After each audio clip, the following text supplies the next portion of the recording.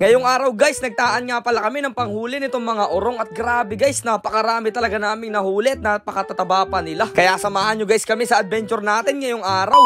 So yun guys, what's up? Magandang umaga. So yun, maaga na naman tayo tinanghali ng gising.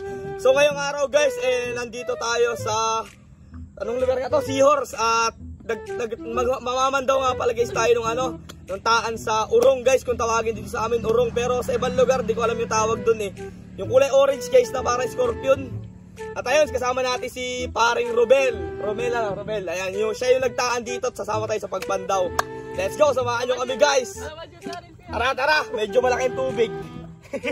Ito nga pala guys, mga panghuli ng urong ay tinaan nga pala guys ng tropa nating si Romel kagabi. At ngayon guys natin ito papandawin. Medyo maaga nga lang guys tayong tinanghali ng gising ngayon. Kaya eto, medyo malaki na yung high tide at napakalaki na rin ng tubig ng naabutan natin. Pero okay lang naman yun guys, at least kita pa rin natin kung saan nakapesto at saan nakataan itong mga patibong. Kung makikita ninyo, nung para siyang kapares lang ang pantaan sa kungo. Ayan o, pakita natin sa kanila.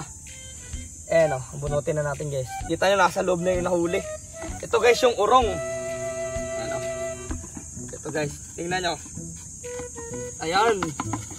Ayaw lumaglag. Ayun. Hawakan mo dogs. Pakita mo sa kanila. Yan guys, yung tatus. Hugasan mo.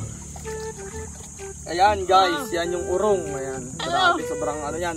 Masarap daw yan eh. Let's go, iba naman.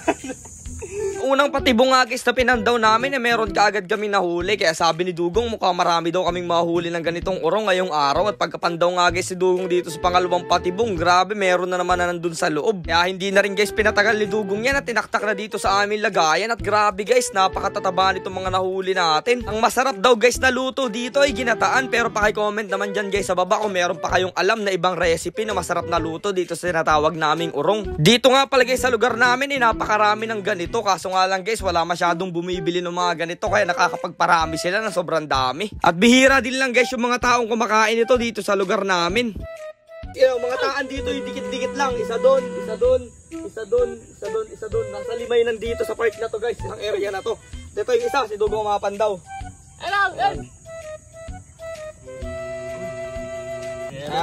Ayun, meron din oh. Meron pa kayo. Alsi. Ayan guys oh. Takay dogs. Uy, laki ulit. 4 na. Parang yan. Hawaki dogs. Pero meron din daw itong nahuli. Sabi sa amin ni paring Romel. Ayan guys. Kita nyo sa loob. Natago ka pa. Naninipit din to guys. Matapang yan. Ayos, sunod-sunod. Pandawin natin to. Dito nga guys sa park na to ay pinagtulungan na rin namin pandawin yung lahat ng mga patibong dito. Kasi guys baka maabutan pa kami ng napakalakas na ulan. At bukod nun guys napakabilis din talagang lumaki ng tubig. Baka hindi natin guys makita yung mga ibang patibong natin. Ako po, sayang naman yun. Medyo malulungkot si Dugong kasi kukunti lang yung pupudtripin namin. Guys, nahuli namin. Oh, sobrang dami na oh. Okay dogs, meron pa nasa loob na rin oh. Sunod-sunod talaga dito. Ang dami. Tingnan nyo naman, oh. Napakasarap niyang ginataan, eh. Malabas pa. Palabas. Tara. Ayos. Habang tinitingnan ko nga guys itong mga nahuli namin ay grabe, miski ako ay nagulat kasi napakarami pala naming nahuling mga urong ngayong araw. Talagang mapapapudrip guys kami ng sobrang sarap nito. Sabi nga guys sa akin ni Dugong ay medyo natatakam na kaagad daw siya guys kahit hindi pa ito naluluto kasi medyo kulay pula daw siya guys. Kakulay siya ng mga sugpo pag niluluto. Talagang gustong gusto na rin ni Dugong kagatin. Pero sabi ko sa kanya guys ay wag muna kasi hilaw pa yan. Lulutuin muna namin ng ginataan at napakasarap nun. Para naman guys hindi makawala ito, ilalagyan nga pala guys natin ito ng tali at ang gagamitin nga pala guys natin pantali dito yung mga buli. Yan, naglakad na. Ayan na guys oh. Yan, ang lalaki. Ang tataba guys, bihud eh. Ayos. Lakara na oh. Oh, pare.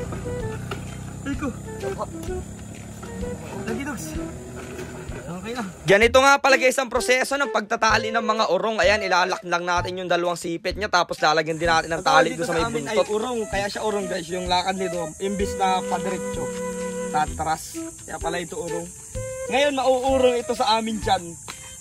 So abangan nyo guys, bukas namin to alutuin. Itong mga urong na to ay bukas namin lulutuin kasi medyo malayo kami ngayon. Wala kaming dalang mga gamit. Kaya bukas na lang namin ito lulutuin. Ayan. Pinakita lang namin sa inyo kung paano siya huliin at pandawin yung mga patibong. Dogs, bukas pa natin nakainin yan. Mamay mo kagating. So paano guys? Salamat sa panonood. Huwag niyo sana kalimutan i-share tong video natin. Kita-kits na lang ulit tayo bukas sa pagluluto nito. Let's go!